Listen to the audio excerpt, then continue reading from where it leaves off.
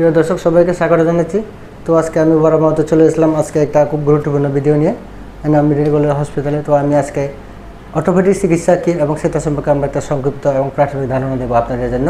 তো আজকে আমরা পরিচয় করে দিই ডাক্তার H.M. সেলিম স্যার। উনি হলো সহকারী অধ্যাপক অর্থোপেডিক্স বিভাগ Enam medical college of hospital. তো স্যার সালাম আলাইকুম। ওয়ালাইকুম আসসালাম। তো স্যার আপনি কেমন আছেন? আমি আলহামদুলিল্লাহ ভালো আছি। আপনাকেও স্বাগতম এবং যে সমস্ত দর্শকবৃন্দু আজকে আমাদের এই কথা শুনছেন তাদের সবাইকে আজকের এই স্বল্পকালীন সাক্ষাৎকারে স্বাগত। তো স্যারকে অত্যন্ত শুভকামনা এবং অভিনন্দন আমার চ্যানেল আজকে প্রথম আসার জন্য। তো আজকে আমরা অর্থোপেডিক সম্পর্কে প্রথমে আমরা জানবো হলো আসলে সাধারণত জানলে দেখা যায় প্রতিটি মানুষ সবাই এই যে কোমর ব্যথার মধ্যে ঢুকে, বিশেষ করে এটা এলবিপি বলা হয় ডাক্তারের ভাষায়। এবং এলবিপি জিনিসটা আসলে কী? প্রায় মানুষ তো এরকম সমস্যায় ভোগেছে কোমর ব্যথা, এটা সময় একটু সংকেত ধারণা কেন? খুবই প্রাসঙ্গিক একটা প্রশ্ন করেছেন, এজন্য আপনাকে অসংখ্য ধন্যবাদ। সকল মানুষই জীবনের কোনো না কোনো পর্যায়ে কখনো না কখনো এই কোমর ব্যথা বা আমরা যেটাকে pain in the lower back বা লো ব্যাক পেইন এই শব্দে অভিহিত করি, এই ব্যথার অভিজ্ঞতা জীবনে কখনো কখনো হয়। তো এটা বিভিন্ন কারণেই হয়। প্রথমত আমরা যদি বলি যে ইনফেকশনজনিত কারণে কোমরে ব্যথা হয়, আবার ইনফ্লামেটরি কিছু ডিজিজ আছে, প্রদাহ হয়, সে কারণে কোমর ব্যথা হয়।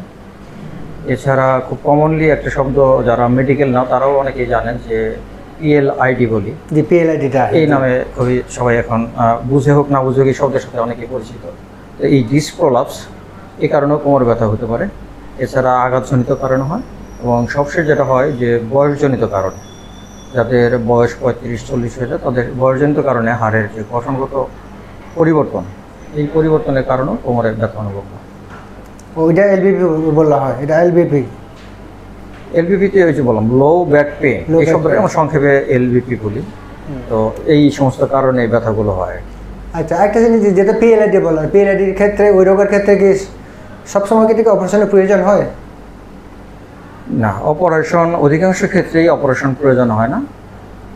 ডিস্ক প্রলাপসটাই মেন কথা না, কিন্তু ডিস্ক প্রলাপস হয়ে যদি আমাদের যে নার্ভ রুট আছে মেরুদণ্ড থেকে নার্ভগুলো পায়ে যায় কোমর থেকে এবং ঘাড়ে থেকে কিছু নার্ভ আমাদের হাতে যায়।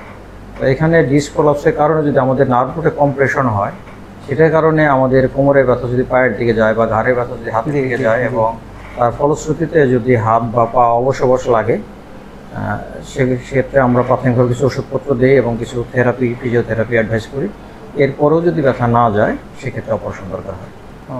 আচ্ছা, একটা জিনিস জিজ্ঞাসা করবো আজকে, ওই যে মানুষের যখন বয়স বেশি হয়, আসলে কম বয়সের মধ্যে দেখা যায় যে বিভিন্ন হাড় জোড়াজোড়ি, পায়ে ব্যথা, ঘাড়ে ব্যথা, এগুলোকে আসলে অর্থোপেডিক্স চিকিৎসার মধ্যে পড়ে এসব রোগগুলা?